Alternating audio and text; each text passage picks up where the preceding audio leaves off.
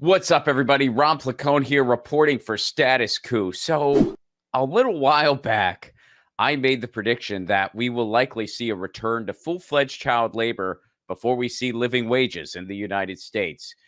I take no joy in so far being correct in that prediction.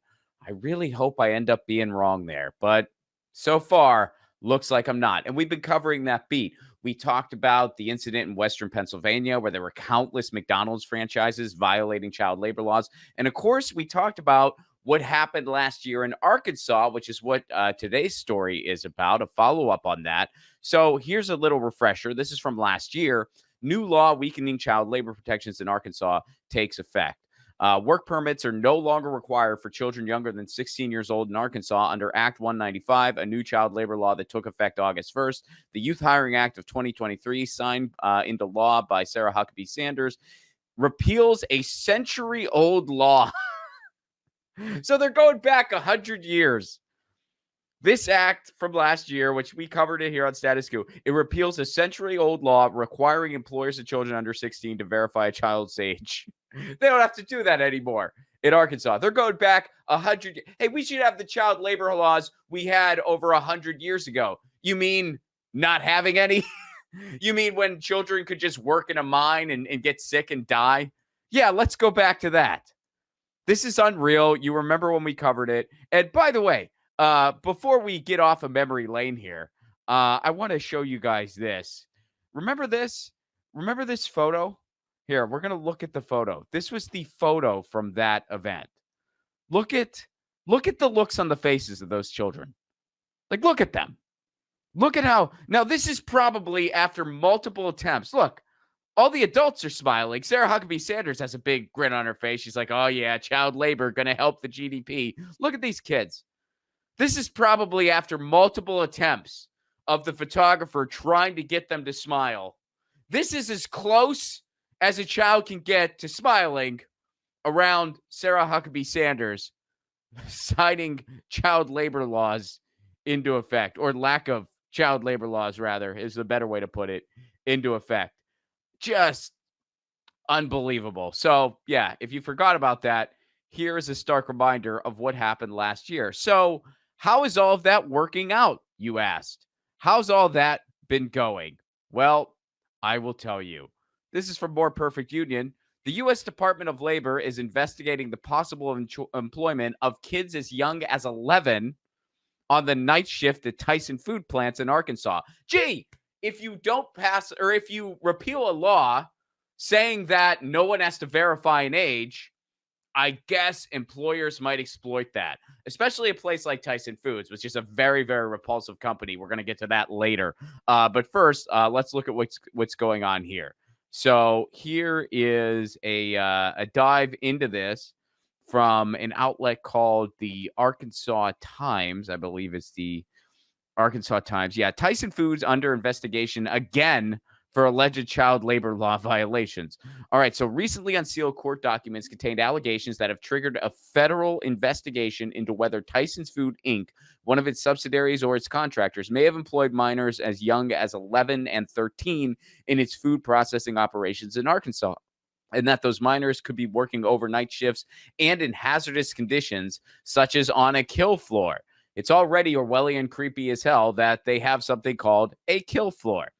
The United States Department of Labor is investigating Tyson for possible violations of the Fair Labor Standards Act in 1938, specifically violations surrounding the employment of minors. The investigation was opened by the Houston District Office for the Wage and Hour Division after it received two separate anonymous tips over the summer that minors were possibly working at the meat producers' facilities in Green Forest and Rogers. The Labor Department's investigation is yet another probe by the agency into Tyson's operations and possible child labor violations in recent months. Last year, the Department of Labor launched an investigation into Tyson and other meat producers after a cleaning contractor was found to have hired children in work shifts in various meat packing facilities in Arkansas and around the country. So it's happening everywhere, but it's especially happening in Arkansas. And it's especially happening in places that have rolled back child labor protections, which Arkansas did very, very brazenly. We covered it last year. We just did a refresher here. So that's what's going on over in Tyson. Investigators did not find Tyson in violation of labor laws for that investigation, probably because they didn't have to prove too much. To be clear, we do not allow, this is what Tyson has to say here. To be clear, we do not allow the employment of anyone under the age of 18 in any of our facilities. Sure, you don't. And we do not facilitate, excuse, or in any other way participate in the use of child labor. We take the enforcement of all labor laws very seriously, and we have procedures in place to verify the age of all team members and fully participate with the federal government's E-Verify and image programs. A statement from a Tyson Foods spokesman to Arkansas Times said, "We have fully cooperated with the Department of Labor, and they have not provided us with any information that would suggest any of our policies or practices were violated." Even though there have been countless tips all throughout the country of child labor laws being violated by Tyson's Foods. In fact, let's get into exactly what Tyson Foods is all about. So I'm just going to type in, watch this, Tyson food terrible, and see what comes up. We're going to go through this together. This is going to be a thought exercise. So check out what comes up here. The truth about Tyson. For too long, Tyson's Food has gotten away with putting farmers out of business, exploiting workers, poisoning our water and land. What's the issue with Tyson's Foods? Their emissions are enormous. What is the Tyson Farms controversy? Farmers sued Tyson, saying it sacrificed their farm to raise the price of chicken. So Tyson Foods has been accused of, here, hold on. Let me fix this. I want to try to get an AI response because it summarized everything. Here we go. Oh, wait, no, it didn't do it. Why didn't it do it? It did it last time. Anyway, so Tyson's Foods has been under investigation for child labor violations, many child labor violations. There's been hints all over the country, like the report said. They have exploited farmers and have been sued by farmers. Here, let's go into that. A decades-long process of deregulation in the meat industry that began in the 1980s have given a handful of meat and poultry producers near monopolistic control of the industry. Just 4 beef processors, Cargill, JBS, National Beef, and Tyson's Foods, control over 85% of the market, but one stands out for its unprecedented power and the damage it causes: Tyson. Tyson is the largest food company in the United States with annual revenue of more than $52 billion. It processes 1 of every 5 pounds of chicken, beef, and pork sold in this country. And even if you don't buy Tyson labeled products in the grocery store, it can be hard to avoid them. Tyson supplies meat served in many school and fast food chains, including McDonald's chicken nuggets. We don't need to list all of them. Tyson embraces a chicken production system called vertical integration. It essentially means that the company owns every part of the production process: the birds, the feeds, the transportation, the processing plant. So we covered this on the show. What Tyson does is they set the price of the feed, so they screw over other farmers so other farmers can't compete with them, and that's how they make a monopoly. They make the feed unaffordable, but they're producing it. You get the idea. You get what happens. Tyson has little competition to worry about at most points in its supply chain. It can set the market conditions in which it operates, including unsafe conditions for its workers and air and water contaminated by chicken waste. That's another thing. They have been dropping their waste in a manner which is hazardous. So they've had a ton of environmental violations as well. Tyson's market domination allows it to set the price of chicken for restaurants, grocery store, and other buyers, and to squeeze out costs in its supply chains by stiffing workers and farmers and polluting communities, all while top executives and shareholders make billions. A series of Union of Concerned Scientists investigations revealed the scope of Tyson's control over our food and farming system. The most recent, released in 2024, uses all publicly available data to show that Tyson processing facilities dump more than 371 million gallons of wastewater directly into U.S. waterways. I'm going to repeat that. Tyson processing facilities dump more than 371 million gallons of wastewater directly into U.S. waterways between 2018 and 2022. This wastewater contains nitrogen and phosphorus, which can deplete oxygen in waterways and harm marine life. Wow. Tyson's supply chain, another source of pollution. It erodes soil, pollutes drinking water, fuel coastal dead zone. Tyson operates a near monopoly in its home state of Arkansas, accounting for more than 2/3 of the state's poultry processing and 100% of processing in other countries. And it forces other people out. Man.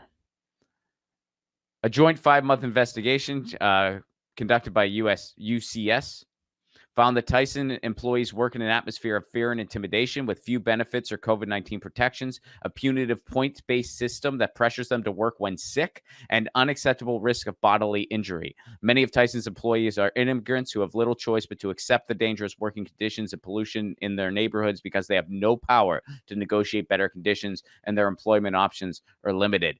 Does this sound to you like a company who wouldn't violate child labor laws, who wouldn't employ children? And keep in mind, if an 11-year-old child is working, it's not because I want a couple extra dollars. I want a small part-time job to teach me responsibility. No. They're working because they need to contribute to their household because their family is poor and exploited.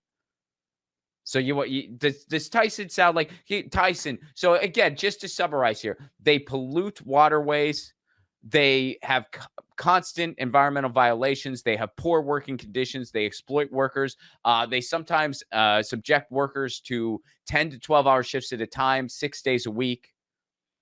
They are an absolute terrible place to work. They are having a near monopoly in a way that violates all antitrust, but nothing can be done about it because they're able to skirt those laws. Man, it is something. And here you have yet another violation. So right now they're investigating this, but you got to wonder, even if they do find something, what's going to be done about it? And Arkansas has this state law in place. And that's the issue with things like this. See, a lot of people, they're like, well, they're investigating it, Ron. Isn't that a good thing? Well, of course it's a good thing. They're at least investigating it. At least this is being reported on, a little bit. Sure, that's a good thing. But things like this, what they are is a slow boil. And they pass policy like right to work, like rolling back child labor laws. They pass these policies in different states, and it's a slow boil. You're expected to work a little bit more for a little bit less, and they're going to push just a little bit more as far as what they can get away with employing children and minors. They're going to push a little bit more, and before you know it, you're the lobster boiling in the pot. Before you know it, we have a full-fledged return to child labor. And honestly, that's the direction we're going. Nothing is happening with living wages. Joe Biden, when he got elected, promised $15 an hour, which is grossly insufficient now, by the way. $15 an hour. The movement has been going on for so long that number is now insufficient. You can't survive anywhere on $15 an hour as your sole income. It's impossible. So that's just, it's a symbolic thing now. But Joe Biden still promised that, didn't touch it. It wasn't anywhere. They just completely dropped that, hope people would forget about it. I haven't heard anything about that from Donald Trump or Kamala Harris. You know, Donald Trump, as we're recording this, Donald Trump recently did that stunt at McDonald's. So we're not hearing anything about living wages, but we sure are seeing more and more child labor happening. That's the direction this place is going.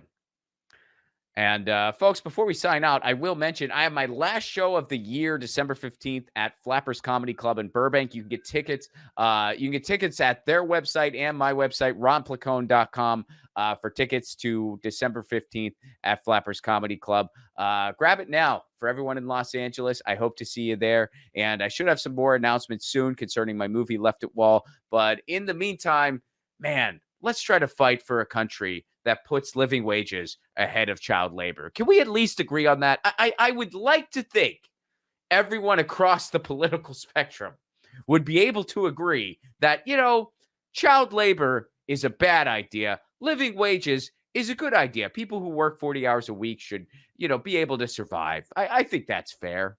And they shouldn't have to work nonstop to survive. They should have a reasonable work-life balance. That's not too much to ask in an industrialized country, pretty much the wealthiest country in the world. And child labor, that's not a good thing. We decided a long time ago that's not a good thing. Children should be in school, not laboring. Okay, well, guess we'll see. This is Ron Placone for Status Coup, signing out.